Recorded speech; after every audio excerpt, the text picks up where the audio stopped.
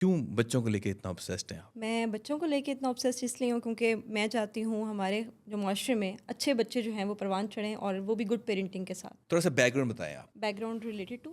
میں تو جانتا ہی ہوں مطلب آپ کی اسٹڈی سے ریلیٹڈ اور آپ کا جو ہے کیا کیا آپ نے زندگی میں کیا ہوا ہے.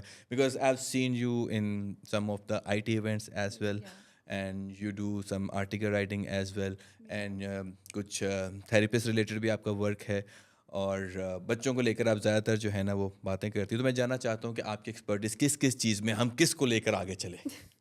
میری ایکسپرٹیز بیسیکلی بلاگ رائٹنگ کے اندر ہے، and I am running a writing agency from past 10 years. O And زبردست. with that, I am also a clinical psychologist, deal with the parenting issues with the kids as a kid therapist. تو اسی لیے میں زیادہ parenting کے اوپر focus کرتی ہوں کہ پیرنٹنگ جو ہے وہ ہمارے معاشرے کے اندر ایک بڑا نگلیکٹڈ جو ہے وہ ایرا ہے، جس کو ہم بالکل ہی ایریا بالکل نگلیکٹ کریں.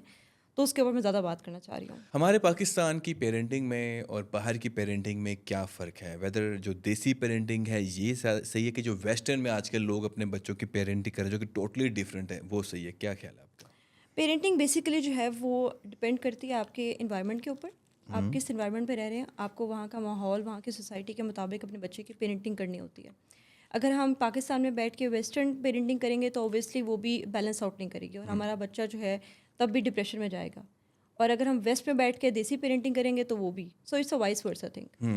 تو جہاں پہ بھی آپ رہتے ہیں سوسائٹی اور آپ کے ارد گرد کا ماحول، یہ تمام چیزیں میٹر کرتی ہیں. لیکن یہاں پہ میں بات کروں گی گڈ پیرنٹنگ کی، جس میں بیسکس جو ہیں ہماری بڑی خراب ہیں، جس میں ہم بلنگ جو ہے وہ بہت عام ہو چکی ہے ہمارے گھر باہر میں. کے لوگوں نے کیا کرنی ہے؟ ہمارے اپنے پیرنٹس ہی ہماری بلنگ بہت زیادہ کرتے ہیں. ایگزیکٹلی. فرسٹ آف آل ہمارا جو دیسی لوگوں کا، دیسی پیرنٹس کا جو ہوتا ہے نا وہ رنگ کو لے کے، بیکاز آئی ریممبر جب میں پیدا ہوا تھا تو میرا رنگ تھوڑا سانولا تھا.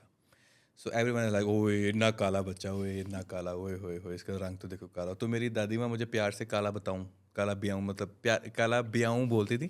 بتاؤں بولتے پنجابی میں بینگن کو، یا right.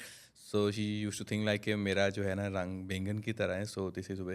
And I also heard کہ میری جو خالہ ہیں یہ حذیفہ کی ماما، ڈونٹ مائنڈ اگر آپ واچنگ. سو میں نے سنا ہے کہ she use to love my other cousins جن کے رنگ زیادہ گورا تھا بنسبت میرے، کیونکہ میں تھوڑا سا سانولا تھا. یا ایسا تو ہوتا ہے. پہلے تو یہ چیز ہی ہمارے گھر سے شروع ہو جاتی ہے کہ ہم گورے رنگ کو لے کے بہت زیادہ obsessed ہیں، اور بہت پہلی زیادہ. بولنگ جو ہے نا ہمارے پیرنٹس کی طرف سے اسٹارٹ ہوتی ہے. گورے رنگ کو لے کے، پھر آپ کی پڑھائی کو لے کے، کون فرسٹ آ رہا ہے کون سیکنڈ آ رہا ہے، اس اچھا کے یہ بھی اوپر بولنگ میں آتا ہے؟ یہ بھی بولنگ میں آتا ہے. بہت زیادہ پڑتا ہے جی، اور کمپیریزن اسٹارٹ ہو جاتا ہے. اگر ایک بچے نے زیادہ اچھے مارکس لیے دوسرے نے نہیں لیے تو پیرنٹس بہت آرام سے جو ہے وہ کمپیریزن اسٹارٹ کر دیتے ہیں. آپ کے بڑے بھائی نے تو اتنے مارکس لیے، آپ نے کیوں نہیں لیے؟ آپ کو ایک جیسا انوائرمنٹ مل رہا ہے، ایک جیسا ماحول مل رہا ہے.